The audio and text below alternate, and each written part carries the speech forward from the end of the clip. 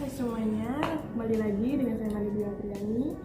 Nah, untuk video kali ini saya akan melanjutkan di video sebelumnya, yaitu memberikan contoh bentuk laporan laba rugi, yaitu yang kedua yaitu multiple step. Nah, untuk di video sebelumnya yaitu kan saya sudah menjelaskan dalam bentuk single step. Nah, kali ini saya akan menjelaskan yang dalam bentuk multiple step.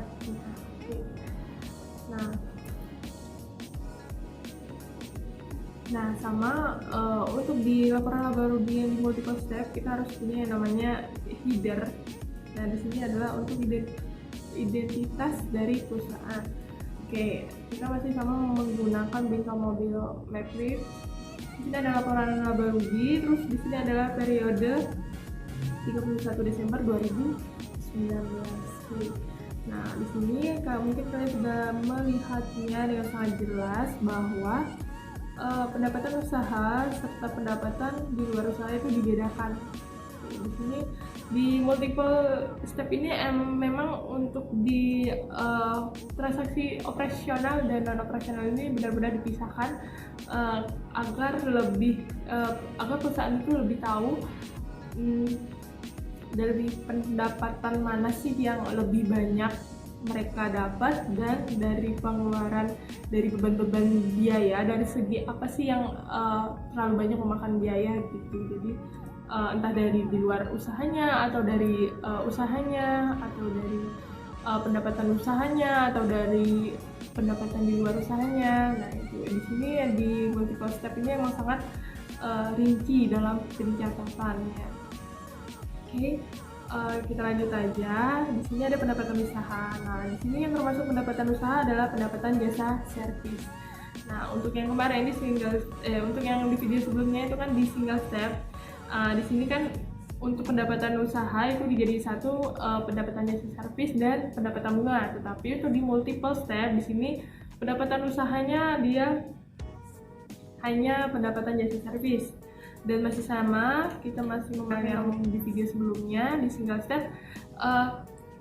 Di sini nominalnya ada 1 juta dan di sini pun ada yang namanya beban usaha. Nah, jadi untuk di multiple step ini memang sudah benar-benar sangat kelihatan perbedaannya. Jadi yang sebelumnya itu di single step itu kan tidak ada yang namanya beban usaha dan beban di luar usaha. Tetapi kalau di multiple step ini benar-benar memang dipisahkan gitu, dari beban usahanya dan beban di luar usahanya. Nah, di sini terdapat ada 4, yaitu ada beban gaji, beban penyusutan, beban asuransi, dan beban perlengkapan. Beban gajinya di sini 200.000. Di sini ada beban penyusutannya 80.000, beban asuransinya 50.000, terus beban perlengkapannya 40.000. Oke, dan di sini kita langsung jumlahkan saja semua jumlah beban usahanya. Oke. Jumlah beban usahanya sama seperti di video sebelumnya. Untuk otomatis penjumlahan kalian tinggal klik aja di auto sum sini. Nah, lalu kalian range bagian mana yang mau kalian jumlahkan, lalu kalian klik enter. Oke, lalu ketemu dah jumlah beban usahanya. Terus untuk karena dia pendapatan usaha dan beban usahanya dibedakan, jadi kita cari yang namanya laba usaha. Nah, laba usaha ini adalah jumlah dari keseluruhan antara pendapatan dan beban usahanya. Oke. Nah, laba usaha ini kita hanya mengurangkan dari pendapatan dan bebannya saja. Oke. Nah, di sini sudah lihat ya. Kalian tinggal klik dari pendapatan jasa servisnya, ini kan sudah termasuk dari pendapatan usahanya karena dia cuma satu saja ya. Nah, terus lalu kalian klik aja, terus setelah kalian klik terus kalian kurangi dengan jumlah beban usahanya. Nah, lalu kalian enter dan ketemulah yang namanya laba usaha, yaitu 630.000. Oke.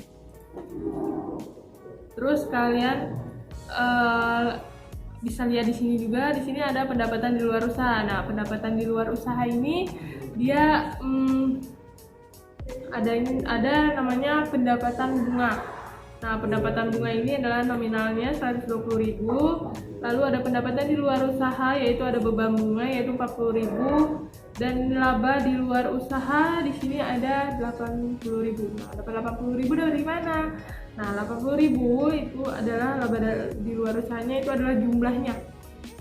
Nah, jadi yang pendapatan bunga ini kalian kurangi aja dengan beban bunga ini gitu. Jadi pendapatan di luar usaha dikurangi dengan beban di luar usaha, jadilah yang namanya laba di luar usahanya. Kalian enter aja terus lalu 80.000. Nah, jadi untuk laba bersihnya itu kalian tinggal tambahin laba di usaha ini, laba usaha ini ditambahkan dengan laba di luar usahanya. Jadilah dia hasilnya 710.000. Sama kan? Cuman dia hanya beda di pencatatannya.